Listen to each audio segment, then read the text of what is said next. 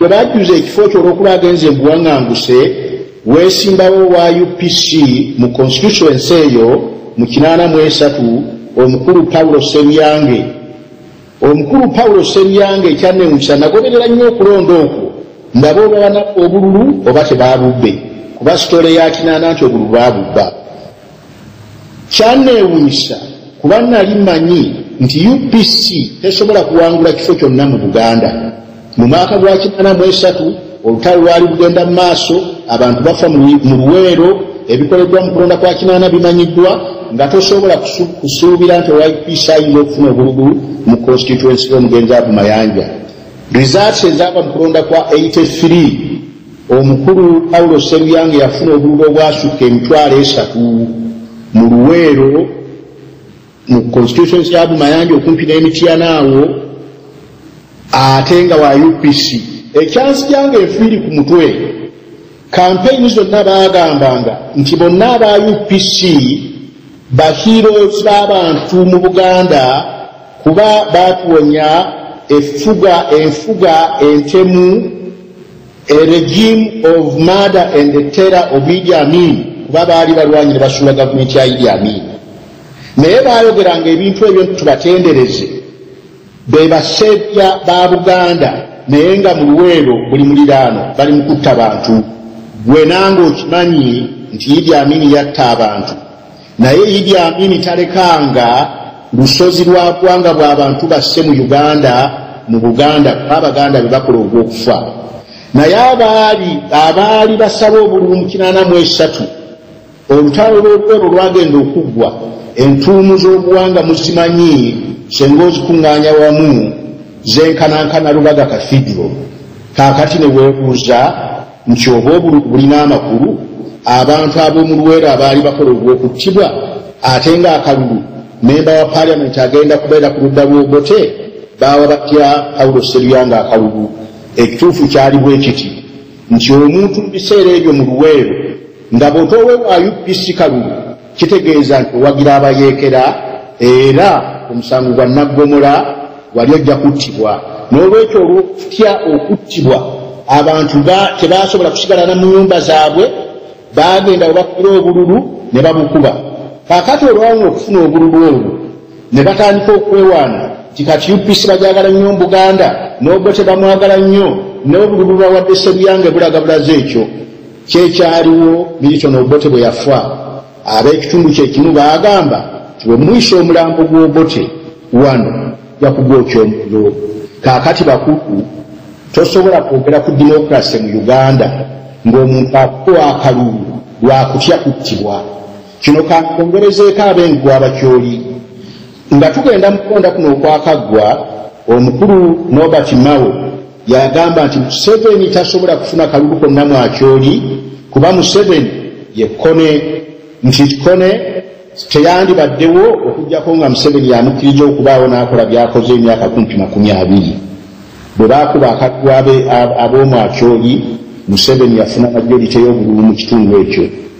Nze kyemmanyiiko teyabubba, kuba bwe njogera n'abakyoli abavaayo abamu baŋŋamba butereevu nti mu mwaka gwa 1996 akalulu twakawa Paulo Kawanga Ssemwogerere, kubanga kkone yayisa ebiwandiiko n'agamba kyanaakawa Museveni kajja mujjuutuka, ate nga kkone yabalimu. Olw'ensonga eyo yokka Dr. Ssemwogerere yafuna obululu obwasukka emitwalo 10. Ssemwogerere President Museveni afunayo obululu butono ddala. Kaakati mu kulonda okuwedde kyali reverse, nti kkone yali tali mu Akyoliland, naye Museveni agyali. Kati ne bagamba nti bw'otoowe Museveni kalulu kijja kutegeeza kuttibwa na kwongera kubonaabona, so ne bawa Museveni akalulu. N'olwekyo bassebo ne bannyabo kye mbategeeza, muli batuufu bwe mugamba nti lekeraawo okuyamba abalabe baffe, naddala okubakuula nti bafuuzi ba dimokirasi mu maaso g'ensi ez'ebweru, kubanga tosobola kuba na dimokirasi mu Uganda ng'abantu bali mu kutya okuyitirivu. Byolaba mu Kampala ku ssaawa ya leero onooba otya ne dimokirasi ng'abantu bagamba tojja kusala layini eno nti nja gisala, awo tiya gaasi kakubibwa. Kwegamba abali ebweru abava eno ne bajja okunoonya ssente nti bajje bakole kampeyini banunule Uganda bali ku byabo. Nze ndowooza Baganda abali ebweru ssente ze mulina muziweereza ab'Uganda zammwe basobole okubeerawo. Bwe muba okukola ekirala mukole ekirala naye nga si kuyiwa ssente mwaba banoonya ssente mbu bagenda okukola kampeyini bazzeewo federo oba bawangule pulezidenti batuwe federo. Bakulu simanyi batandikira kwogera ku bintu bino naye nga genda mu maaso n'okwogera era nja kugenda mu maaso n'okwogera.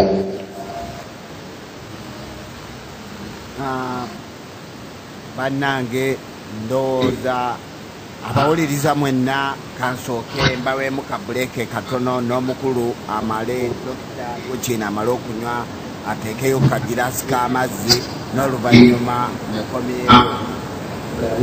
Dokita sooka oteekeyo kagiraasi y'amazzi n'oluvannyuma komyewo. Abawuliriza kamatwaleko mu buleke mangu ddala.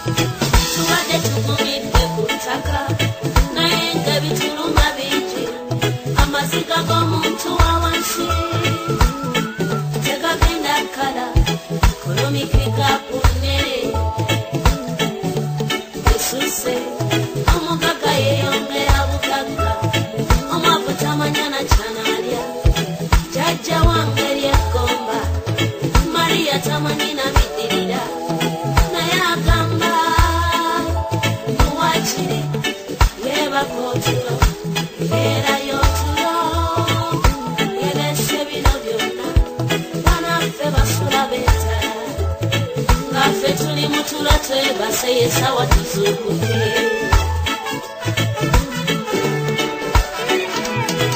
Tuligamba ky'abaana, tuligamba ky'abajja, balitubuuza tulyogera ki? Nti twali ludda wa yeffe, eky'obugagga ly'ettaka.